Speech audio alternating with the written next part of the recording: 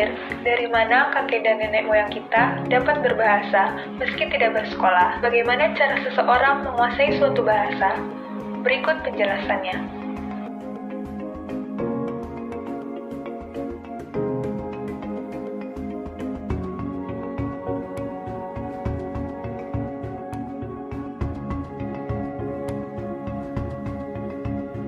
Proses belajar bahasa berikutnya yaitu proses belajar bahasa kedua atau bahasa asing. Proses penguasaan bahasa kedua ini telah diteliti berdasarkan dua tinjauan, yaitu berdasarkan situasi formal dan alamiah. Situasi formal selalu dikaitkan dengan situasi di sekolah, sedangkan situasi alamiah dikaitkan dengan keluarga atau masyarakat. Teman-teman bisa perhatikan ilustrasi ini.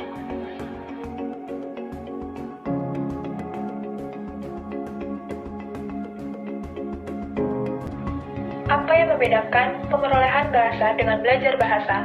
Yang pertama, pemerolehan bahasa dilakukan secara tidak sadar, sedangkan pembelajaran bahasa dilakukan secara sadar oleh orang yang bersangkutan.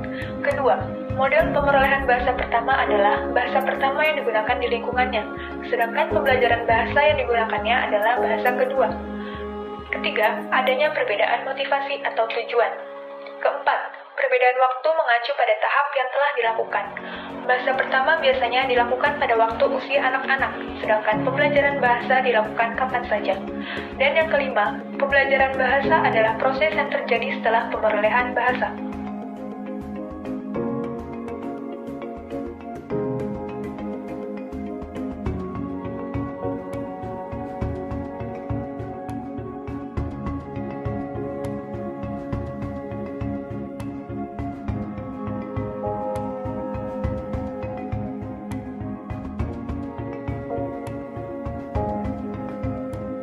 Proses belajar bahasa model Krashen.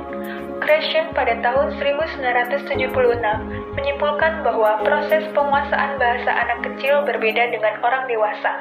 5 teori penting yang dikemukakan Krashen yaitu hipotesis pemerolehan dan belajar bahasa, hipotesis urutan alamiah, hipotesis monitor, hipotesis masukan, hipotesis filter afektif. Hipotesis pemerolehan dan belajar bahasa adalah hipotesis yang menyatakan bahwa proses penguasaan bahasa pertama pada anak kecil terjadi melalui proses pemerolehan, sedangkan penguasaan bahasa kedua pada orang dewasa terjadi melalui proses belajar. Yang kedua, hipotesis alamiah menyatakan bahwa kemampuan berbahasa seseorang itu terjenjang alamiah dan bersifat universal. Kemudian hipotesis monitor, yaitu kegiatan bahasa melalui kaidah-kaidah kebahasaan yang dipelajari secara sadar hanya berfungsi sebagai monitor dan editor. Keempat yaitu hipotesis input, menyatakan bahwa kemampuan berbahasa seseorang bergantung pada masukannya. Dan yang terakhir, hipotesis filter afektif, menyatakan bahwa makin besar saringan afektif pembelajar akan semakin sukar menguasai bahasa kedua. Proses belajar bahasa model Bialystok. Proses belajar ini dibagi menjadi 3 tataran, yaitu input, knowledge, dan output. Input berisi tentang pengalaman berbahasa pembelajar yang telah dipaparkan melalui belajar membaca dan belajar berbicara. Tataran knowledge berisi tentang cara penyimpanan informasi.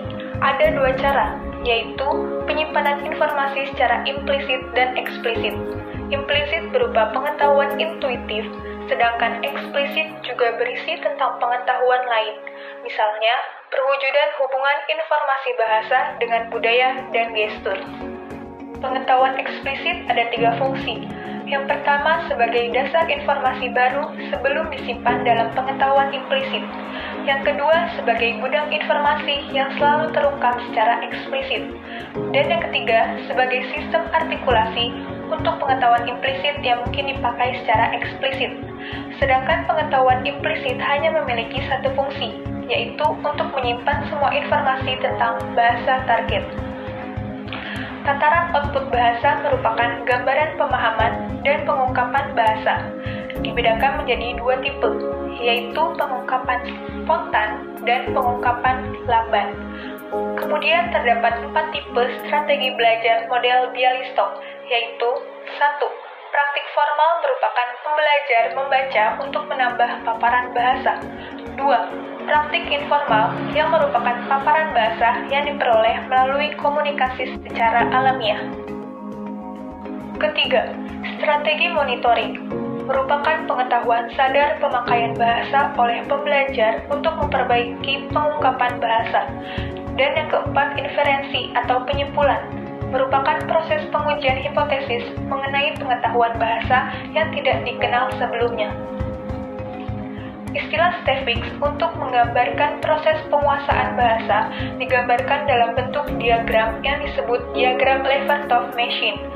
Ciri-cirinya yaitu hasil belajar disimpan dalam gudang pemerolehan, belajar bahasa bisa menjadi bahan output, peranan serta fungsi pemerolehan dan belajar tidak terlalu pisah secara ketat, dan faktor afeksi menjadi reostat yang bisa membuat pembelajar menjadi sensitif terhadap sistem yang diperoleh.